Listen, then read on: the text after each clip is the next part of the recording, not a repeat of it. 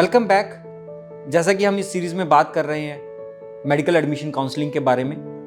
अभी तक हमने जो बातें की उसमें हमने मेडिकल एडमिशन काउंसलिंग के बारे में समझा, एक प्रोफेशनल मेडिकल एडमिशन काउंसलर के बारे में समझा और कैसे वो एक काउंसलर आपको एक आपके ड्रीम मेडिकल कॉलेज तक ले जाने में हेल्प कर सकता है, उसके बारे में हमने बात की। बहुत सारे बच्चों का एक कॉमन सवाल होता है कि सर हम किसी मेडिकल कॉलेज को दूसरे मेडिकल कॉलेज से कैसे कंपेयर कर सकते हैं। देखिए, मैं इस सवाल का जवाब देने से पहले एक बात साफ करना चाहूंगा कि जो भी हम इस वीडियो में बात करने वाले हैं उन सभी पैरामीटर्स का एक बेसिक रिक्वायरमेंट है कि जो भी पैरामीटर के बारे में आप इंफॉर्मेशन कलेक्ट करें वो इंफॉर्मेशन आपके पास ऑथेंटिक और अपडेटेड हो।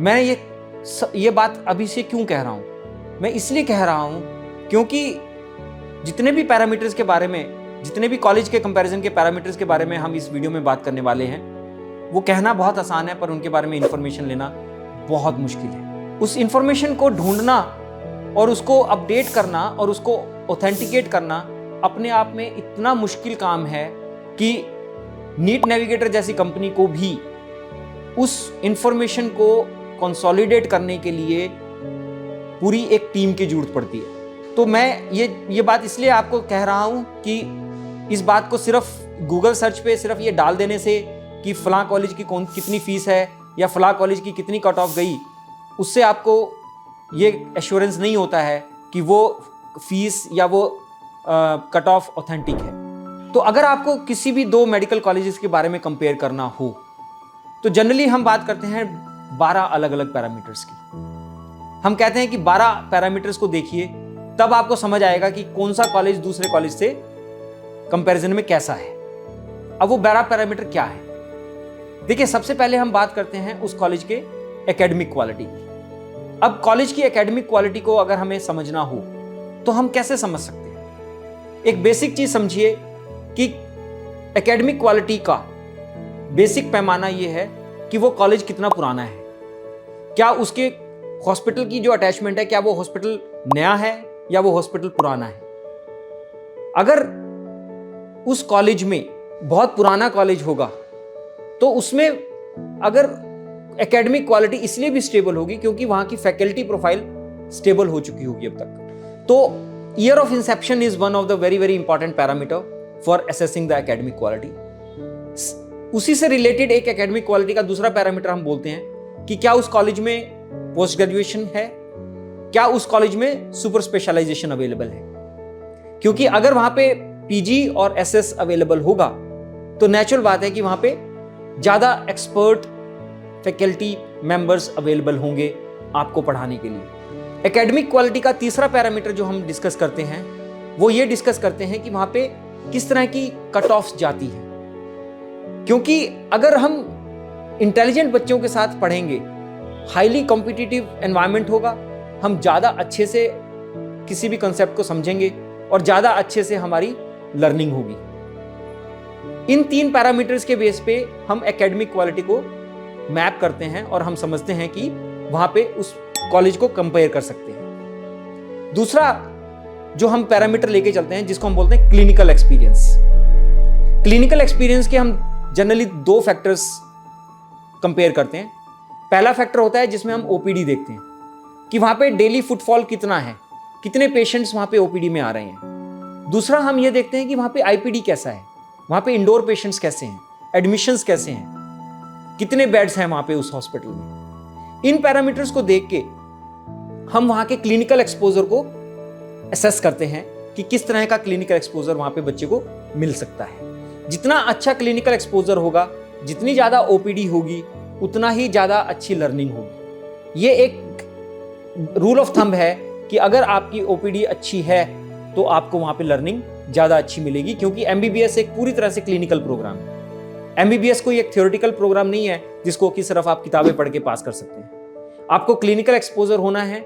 सेकेंड ईयर के बाद आपकी हॉस्पिटल ड्यूटीज शुरू होनी होती हैं, इसलिए जितना अच्छा हॉस्पिटल होगा, जितना ज्यादा वहां पे फुटफॉल होगा, उतना ही ज्यादा अच्छा आपको लर्निंग मिलने वाला है। तीसरा, जनरली हम कंपैरिजन जो बात करते हैं वहां के कॉलेज के इंफ्रास्ट्रक्चर को लेके बात करते हैं कि वहां पे इंफ्रास्ट्रक्चर में हम क्या बात करते हैं कि वहां पे लैब्स कैसी हैं, वहां पे हॉस्टल कैसा है, वहां पे रिसर्च कैपेबिलिटीज कैसी हैं, किस तरह की वहां पे बच्चा अगर रिसर्च के फील्ड में जाना चाहे या कोई नई चीज समझना चाहे, किस तरह के एक्सपोजर्स वहाँ पे अवेलेबल हैं, ये हम इंफ्रास्ट्रक्चर एस्पेक्ट की बात करते हैं। चौथा चीज जो हम बात करते हैं वो बात करते हैं कुछ हद तक जो इंपॉर्टेंट होता है कि उस कॉलेज की फैकल्टी प्रोफाइल क्या है, उस कॉलेज की एलुमनाई प्रोफाइल क्या है, किस तरह के बच्चे वहां से पढ़ के, किस तरह के नामी ग्रामी डॉक्टर वहां से पढ़ के बाहर निकले हैं। क्योंकि देखिए मेडिकल एडमिशन एक सिर्फ कॉलेज के एडमिशन की बात नहीं है, ये एक करियर का डिसीजन है। जो आपका वहां पे नेटवर्क होता है,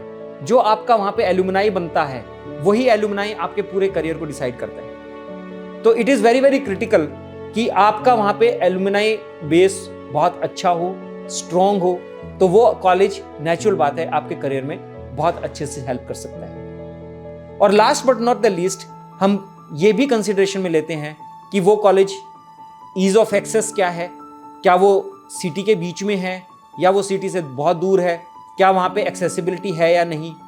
क्योंकि इन सब फैक्टर्स को देख के ही हम किसी एक कॉलेज को आइडेंटिफाई कर सकते हैं कि कैसे उस कॉलेज में फुटफॉल कैसे होगा, किस तरह के लोग उस कॉलेज को प्रेफर करेंगे।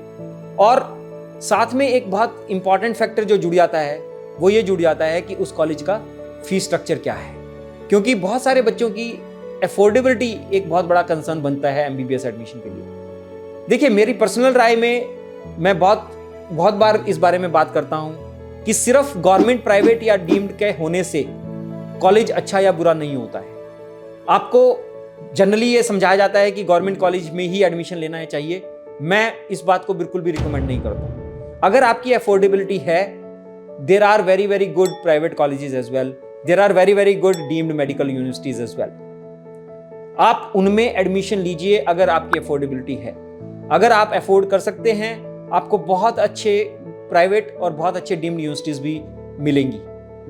और एक बात और मैं कहना चाहूंगा, बहुत बार ऐसा भी होता है कि बच्चे सिर्फ कम फीस के लालच में वो गवर्नमेंट में एडमिशन तो ले लेते हैं, पर वहां पे उनको बहुत दिक्कतें आती हैं। आपको यह समझना जरूरी है कि मेडिकल एडमिशन एक 5.5 साल की एंगेजमेंट है। 5.5 साल आपको उस जगह पे रहना है, तो वहां की कल्चर, वहां की फूड हैबिट्स, वहां का लैंग्वेज, वो सब चीजें आपको एक्लेमेटाइज होना है। देखिए मैं मानता हूं कि आपकी उम्र ऐसी होगी कि आप इन सब चीजों के साथ बहुत जल्दी तालमेल बना लेंगे, पर जब हम कॉलेजेस को कंपेयर करते हैं, जब हम किसी बच्चे की कॉलेज चॉइस लिस्ट बनाते हैं, जब हम उसकी प्रेफरेंसेस को मैप करते हैं, तो हम इन सभी डिफरेंट पैरामीटर्स को ध्यान में रखते हैं जिसके बेस पे कि एक मेडिकल कॉलेज का कंपैरिजन किया जा सके। But as I said in the beginning of this video, जैसा कि मैंने इस वीडियो के शुरू में भी कहा, मैं बात को रिपीट करूंगा कि प्लीज ये सारी इंफॉर्मेशन तभी रिलाई कीजिए जबकि वो ऑथेंटिक हो। गूगल पे, यूट्यूब पे बहुत आपको इंफॉर्मेशन फेक मिलेगी, बहुत सारी इंफॉर्मेशन ऐसी मिलेगी जो बेसिर पैर की होगी या पुरानी होगी। प्लीज इंफॉर्मेशन की ऑथेंटिसिटी और इंफॉर्मेशन का अपडेशन। आप हो सकता है 2019 की फीस के बेस पे 2023 में डिसीजन ले रहे हो, ऐसी गलती मत कीजिएगा। क्योंकि जैसा कि मैंने आपको बताया, एमबीबीएस एक 5.5 साल की एजुकेशन की कमिटमेंट होती है, जिसमें कि कम से कम आपको 4.5 साल की फीस देनी होती है। तो अगर गलती से आपने किसी भी कॉलेज में गलत ढंग से कमिटमेंट की, तो वो आपके करियर के लिए बहुत नुकसान दे सकती है। अगर आपको मेडिकल कॉलेज से रिलेटेड कोई भी सही जानकारी चाहिए, तो मेरा सजेशन ये रहेगा, किसी एक्सपर्ट प्रोफेशनल काउंसलर से बात कीजिए। कुछ अच्छी वेबसाइट्स पे ही विश्वास कीजिए। बहुत हद तक हम अच्छी इंफॉर्मेशन हमारी वेबसाइट neetnavigator.com, और सबसे इंपॉर्टेंट जो हमारा एक कॉलेजेस को कंपेयर करने के लिए हमने जो टूल डेवलप किया है, वो MBBS लाइट हाउस डेवलप किया है। MBBS लाइट हाउस एक बहुत ईजी टू नेविगेट टूल है, जिसमें सिर्फ 45 सेकेंड्स में आपको आपकी पूरी एडमिशन प्रोबेबिलिटी मिल जाती है ऑल इंडिया लेवल पे, और एट द सेम टाइम आपको वहाँ पे कॉलेज चॉइस लिस्ट भी मिलती है। तो अगर आप खुद से भी कॉलेज चूज करने में दिक्कत महसूस कर रहे हैं, तो आपको वहाँ पे एक्सपर्ट एडवाइस मिलेगी, जिससे कि आपको पता लगेगा कि कौन से कॉलेजेस दूसरे कॉलेजेस के कंपैरिजन में कैसे हैं। अगर आपको ये वीडियो अच्छा लगा, अगर आपको ये इन्फॉर्मेशन यूजफुल लगी, तो प्लीज़ इस वीडियो को ज़्यादा से ज़्यादा बच्चों तक, ज़्यादा से ज़्यादा दोस्तों तक पहुँचाने की कोशिश कीजिए। Please like and share this video, please subscribe to this channel, and I am sure you will really like the information that we are sharing on this video channel. Thank you.